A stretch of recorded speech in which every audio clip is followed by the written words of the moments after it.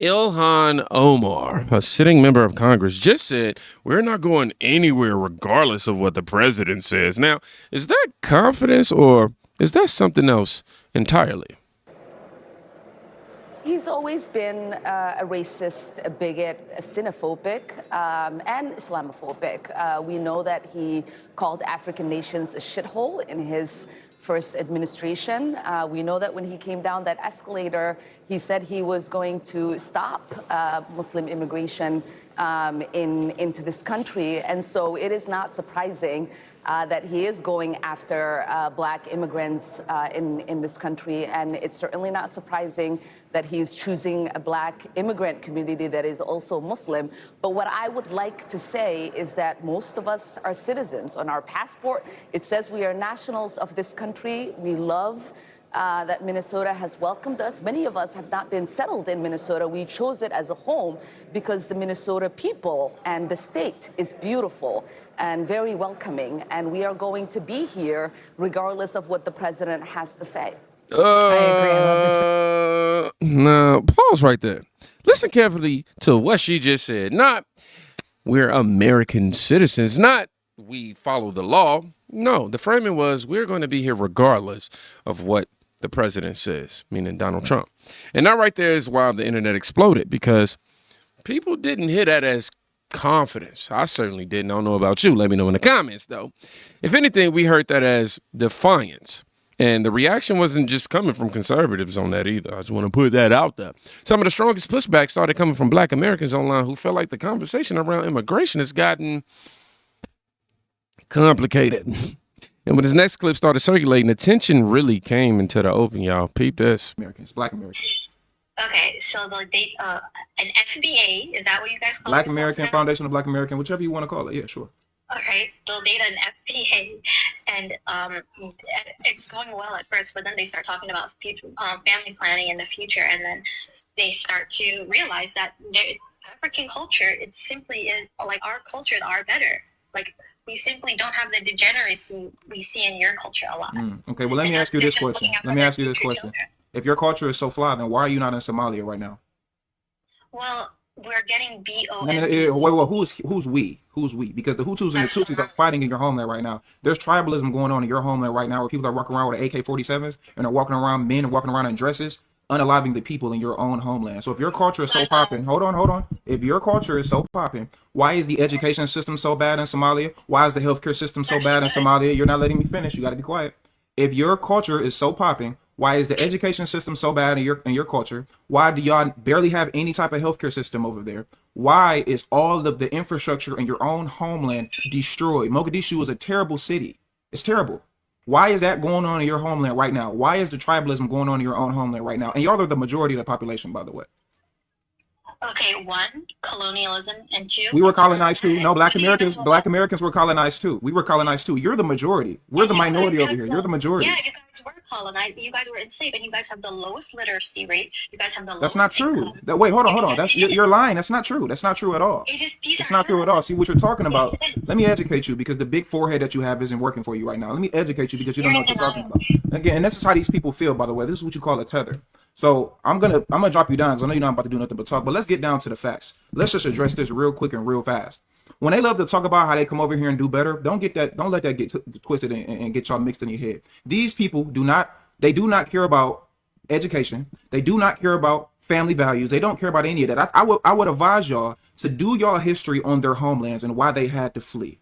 Do y'all history on their homelands and why they had to flee from their barefoot, degenerate homelands, where they're walking around eating cow dung and laying it on the floor and using it as a bed. You want to talk about culture? Y'all are bopping each other over the head right now in your homeland. They cut off the clitorises of women because they're sexually active. You want to talk about culture?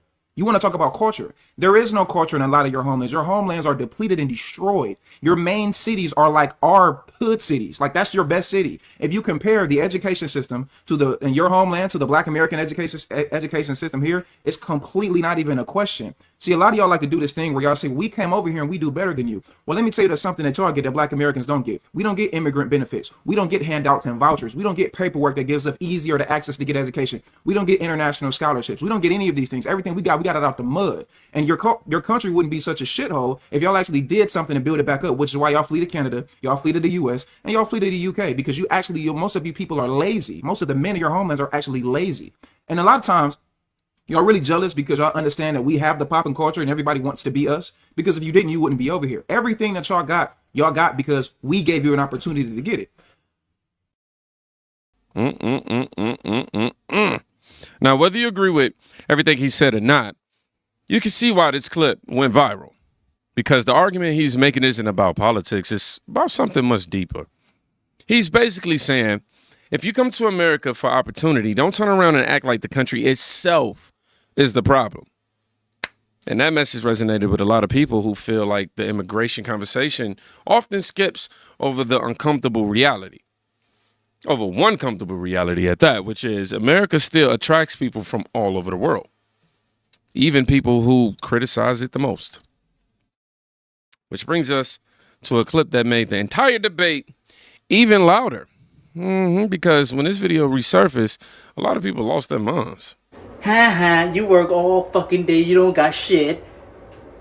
Thank you for working so hard so I can be home all day. Free. I can use my EBT. Go to work for me, white boy, white girl. Yeah.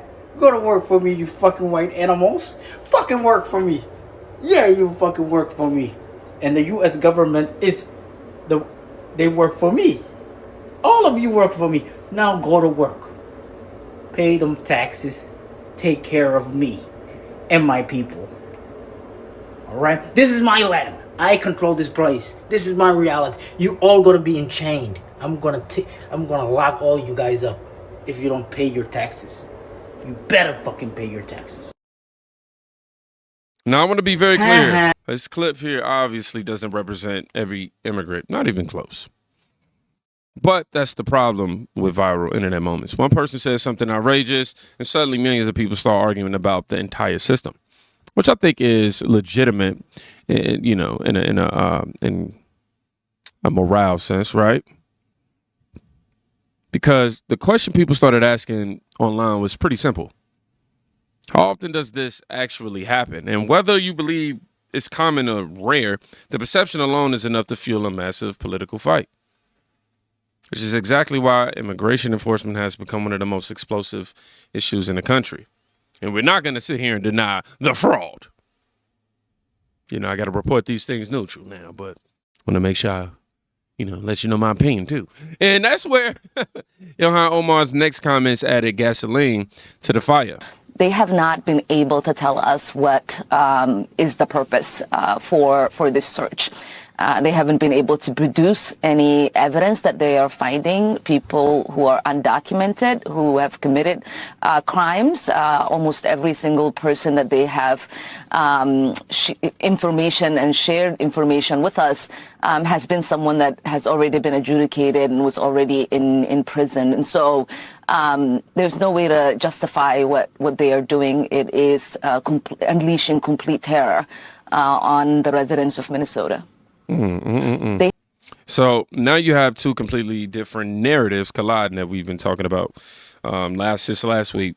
Obviously, our side is saying enforcement is necessary, and the other side says it's about fear and intimidation. And when two stories about the same situation sound completely opposite, people start looking for receipts. Hopefully. They look for them numbers, that data, and accountability. And that's when, why this next moment started spreading everywhere. Get it queued up because the compassion caught a lot of people off guard. Look at it more. It's crazy to see what we're spending our money on under President Biden, right? When you have the contrast of all these people complaining about the costs of this war, when in reality, this is what they've chosen to spend our money on. And quickly, I just want to point out that what we've spent on the war so far is less than what Tim Walz has lost from Somali fraud in Minnesota. Ooh, that is insane. That's a good one. Well, look at it more. Now we've learned this, but to the new, people who haven't been following this, that's insane. That's corruption at its finest. Now, whether you agree with that comparison or not, you can see why it grabbed everybody's attention, because politics today runs on contrast. Two numbers, two narratives, two completely different interpretations of the same reality. And when those two worlds collide, you get exactly what we're watching happen right now. A political debate that's no longer about just immigration. It's about trust.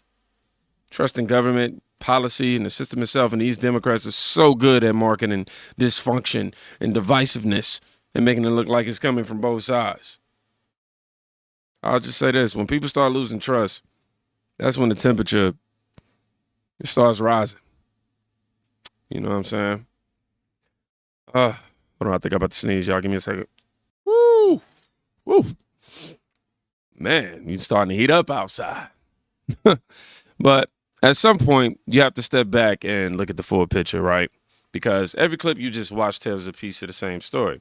If you got a sitting member of Congress saying essentially we're going to be here regardless of what the president says, you've got a debate where Black Americans are starting to openly question immigration narratives that used to be publicly untouchable, if you will. You've got viral clips of people mocking the very system that millions of Americans work every single day to support. And when you've got politicians insisting that enforcement itself is the problem, not the policies that created that situation in the first place, when you zoom out, you start to see the pattern.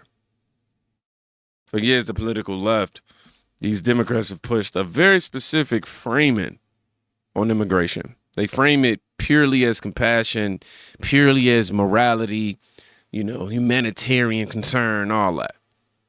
But what they almost never talk about are the consequences. Who pays for it?